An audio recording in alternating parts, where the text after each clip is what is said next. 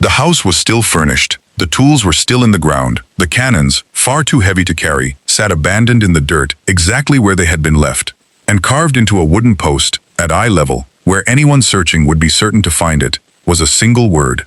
No blood, no struggle, no bodies, just one word, waiting in the silence for someone to understand what it meant.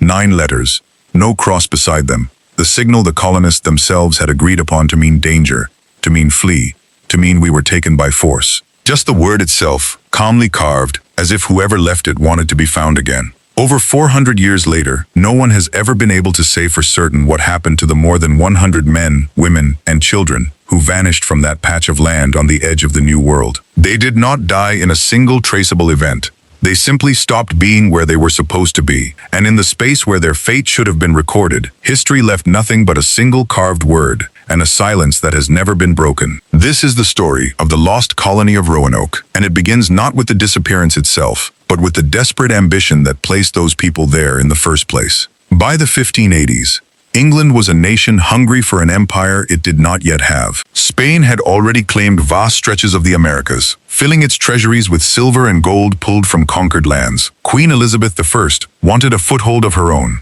a permanent English settlement on the eastern coast of the continent that could challenge Spanish dominance and open a new chapter of national power. The man she trusted to make that happen was Sir Walter Raleigh, a courtier as ambitious as the Queen herself, who had never set foot in the Americas, but was determined to plant England's flag there regardless. Raleigh's first attempt, a military outpost on Roanoke Island off the coast of what is now North Carolina, had already ended in failure and hostility with the local Algonquian peoples. But failure did not end the ambition. In the spring of 1587, Raleigh tried again, this time with a different vision entirely. Instead of soldiers, he sent families, men and women, children, people who intended not to conquer and return home, but to build a life and stay.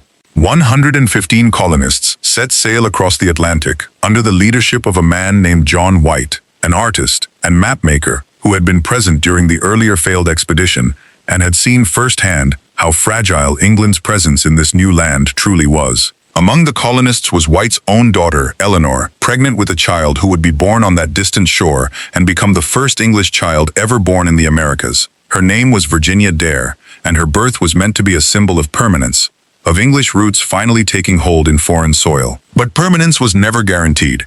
The colonists arrived to find the outpost from the previous expedition abandoned and in ruins. And worse, they discovered they had been left in a land where trust with the neighboring tribes had already been shattered by the violence of the earlier English visit. The relationship between the colonists and the indigenous peoples of the region, particularly the Croatoan people, led by a man named Manteo, who had actually traveled to England and back and served as an interpreter and ally, was complicated from the very beginning. Some communities remained willing to trade and assist. Others remembered the earlier bloodshed and wanted nothing to do with the newcomers at all. Within weeks of arrival, the colony was already in trouble. Food supplies were running low. Relations with several neighboring tribes were tense at best and hostile at worst. Winter was approaching, and this small community of English men, women, and children had no reliable way to resupply themselves in a land where every previous English foothold had ended in disaster. So the colonists made a decision that would define everything that came after. They asked John White to sail back to England, to explain their desperate situation to Raleigh, and to return as quickly as possible with more supplies and more people.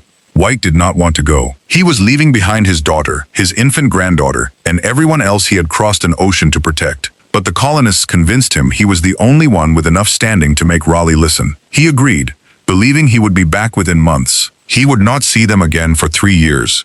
The moment White's ship disappeared over the horizon, England itself was pulled into a crisis that had nothing to do with Roanoke and everything to do with survival. Spain, the most powerful empire in the world at the time, launched an invasion fleet against England itself, the Spanish Armada, in an attempt to crush English power once and for all. Every ship in England capable of sailing was seized for the war effort. Queen Elizabeth issued an order forbidding any vessel from leaving English ports for any reason other than national defense. John White was trapped, unable to return to the family and the colony he had left behind, while an empire fought for its own survival an ocean away. It took nearly 3 years before White finally secured passage back across the Atlantic. 3 years in which he had no way of knowing whether his daughter was alive, whether his granddaughter had survived infancy, whether the colony had found peace with its neighbors or been destroyed by them. 3 years of silence, waiting, and mounting dread. When White's ship finally reached the coast in August of 1590, he expected to find a struggling but surviving settlement. Instead, he found nothing at all. The colonists were gone, not dead, not visibly attacked, simply gone, as though the entire community had packed up and walked away in an orderly fashion, leaving behind exactly what they could not carry. The wooden fort the colonists had built showed no signs of battle. There was no scattered wreckage, no bloodstains, no evidence of fire or fighting. Heavy items, iron tools, and several cannons had been buried carefully in the ground, the way people bury valuables when they intend to come back for them later. And on one of the fort's support posts, that single carved word stood waiting for White to find it. White knew exactly what it meant, or at least what it might mean. Before he had left 3 years earlier, he and the colonists had agreed that if they were ever forced to relocate, they would carve their destination into a tree or post, and if they had been driven away by violence, they would add a cross above it as a distress signal. There was no cross. Croatoan was the name of a nearby island, and the people who lived there, the very same Croatoan people led by Manteo, who had shown the colonists more goodwill than almost any other group in the region. It should have been a moment of relief, a clue, a destination. All White had to do was sail the short distance to Croatoan Island and find his daughter and granddaughter waiting for him. He never got the chance. A violent storm struck the coast, just as White prepared to search for the missing colonists. His ship's anchors failed. Supplies were running dangerously low. The crew, frightened and exhausted, refused to risk the journey any further. White was forced to turn back toward England, carrying with him nothing but a single carved word and the unbearable knowledge that his family might be alive just a few miles away, close enough to reach, and yet completely beyond him. He would try to return again. He never succeeded. John White died years later, having never learned what became of his daughter, his granddaughter, or the more than 100 people he had led across an ocean and then been forced to abandon. The Roanoke colonists were never seen by English eyes again. For centuries, that single word carved into a wooden post became one of the most haunting mysteries in American history. And in the absence of a confirmed ending, theories filled the silence, each one revealing as much about the fears of the people telling them as about the colonists themselves. Some believed the colonists had been massacred, either by hostile tribes who had never forgiven the earlier English violence, or by Spanish forces determined to crush any English foothold in territory Spain considered its own. For decades, this was the version most often repeated, a story of English innocence destroyed by outside cruelty. It was a comforting explanation in some ways, because it required no uncomfortable questions about what the colonists themselves might have chosen to do. Others believed a plague or famine had wiped out the settlement entirely, the buried tools and carved word nothing more than the final acts of a community that knew death was coming and tried, in its last days, to leave some record behind. But the explanation, increasingly supported by modern archaeological evidence, tells a very different story, one far less tragic and far more human. Excavations conducted decades later on Hatteras Island, the historical location of the Croatoan people,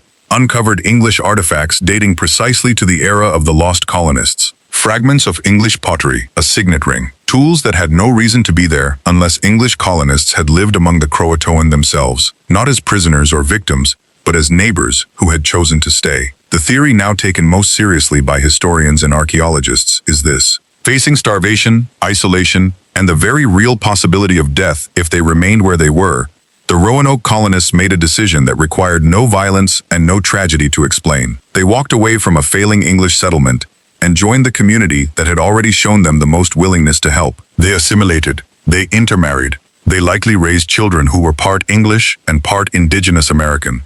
Children who grew up belonging fully to neither the old world their parents had left, nor the world their parents had entered, but to something new entirely. If this theory is correct, then the story of the lost colony was never truly a story of disappearance at all. It was a story of survival, quietly written out of the historical record, because the truth did not fit the narrative England wanted to tell about itself. A story where English colonists did not vanish into tragedy, but chose to vanish into a different life altogether.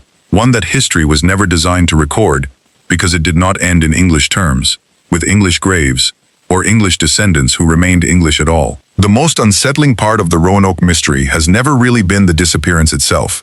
It has been what that disappearance reveals about how history gets written, and more importantly, about what gets left out of it. A single carved word, calmly made, without panic, without a warning cross, without fear, may be the most honest message any vanished society has ever left behind. Not a cry for help, not a record of tragedy, simply a direction, a choice, an answer hiding in plain sight for 400 years, waiting for anyone willing to look past the story of loss and see the far more complicated truth of what it might actually mean to survive. John White searched for his daughter until the day he died and never found her. And yet, somewhere on that coastline, in the blending of two peoples who had every reason to remain strangers to one another, it is entirely possible that Virginia Dare, the first English child born in America, did not vanish at all. She simply became something new, something history had no name for, something that was never lost, only forgotten by the very people who should have remembered her first.